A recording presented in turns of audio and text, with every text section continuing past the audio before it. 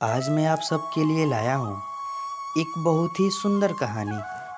तो चलिए शुरू करते हैं इस कहानी को।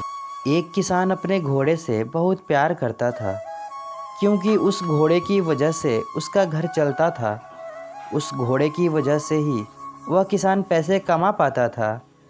लेकिन एक दिन वह घोड़ा उस किसान को छोड़कर भाग गया। जब सब लोगों को इस बारे में पता चला तो सब लोग आकर उस किसान से कहने लगे, हमने सुना है कि आपका घोड़ा भाग गया है।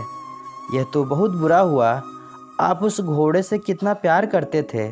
उस घोड़े की वजह से आपका घर चलता था, आप पैसे कमाते थे। इस पर वह किसान बोला, जो होता है अच्छे के लिए होता है। अगले दिन वह घोड़ा वापस आया, लेकिन 4 और घोड़े को साथ लेकर आया। जब लोगों को पता चला कि वह घोड़ा वापस आ गया है और अपने साथ अपने 4 और मित्र घोड़ों को लेकर आया है, तब लोग उस किसान के पास आकर कहने लगे, अब आपके पास तो 5 घोड़े हैं, आपका तो भाग्य ही खुल गया है। इस बात पर फिर किसान बोला, जो होता है अच्छे के लिए होता है।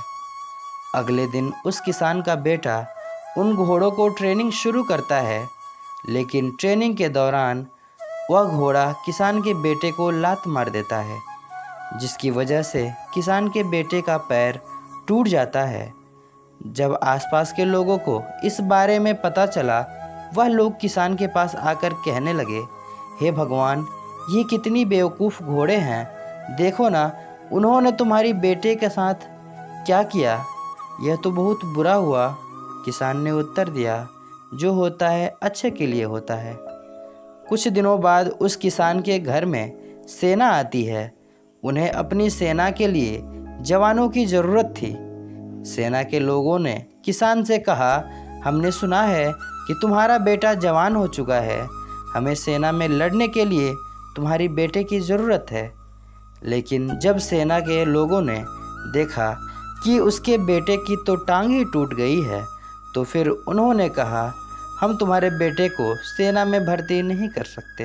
जब समाज के लोगों को यह बात पता चली कि किसान के बेटे को सेना वाले नहीं लेकर गए, तो वह लोग फिर किसान के पास आए और उस किसान से कहने लगे, आप बहुत भाग्यशाली हैं, क्योंकि हमने सुना है कि यह जो युद्ध चल रहा है उसमें बहुत लोग मर रहे हैं, लेकिन आपका भाग्य इतना अच्छा है कि आपका बेटा बच गया, नहीं तो पता नहीं कि आपका बेटा युद्ध से वापस लौटता भी या नहीं।